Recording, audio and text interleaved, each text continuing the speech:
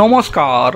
প্রশ্ন হচ্ছে, আরজি করের মতো একটা ন্যক্কারজনক ঘটনাতে যেখানে এখনো পর্যন্ত কোনো প্রকৃত বিচার হচ্ছে না, সেখানে এই সমস্ত ঘটনাতে আদৌ কি কোনো বিচার হবে? সম্প্রতি আদালতের পক্ষ থেকে আরিয়া দহের ঘটনাতে যুক্ত জয়ন্ত সিংয়ের বাড়ি ভাঙার নির্দেশ দেওয়া হয়েছিল কামারহাটি পৌরসভাকে, কিন্তু এখনও পৌরসভা সেই কাজ শুরু করেনি, যার ফলে তাদের ভূমিকা নিয়ে প্রশ্ন উঠে যাচ্ছে।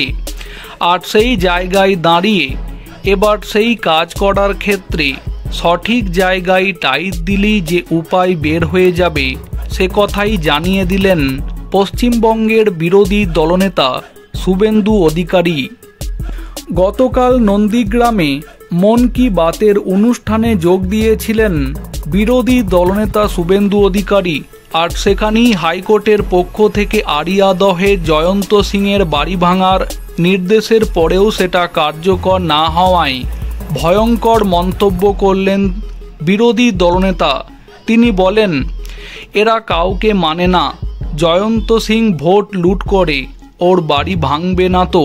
মমতা ব্যানার্জি সংবিধানের 4টি স্তম্ভকেই মানে না।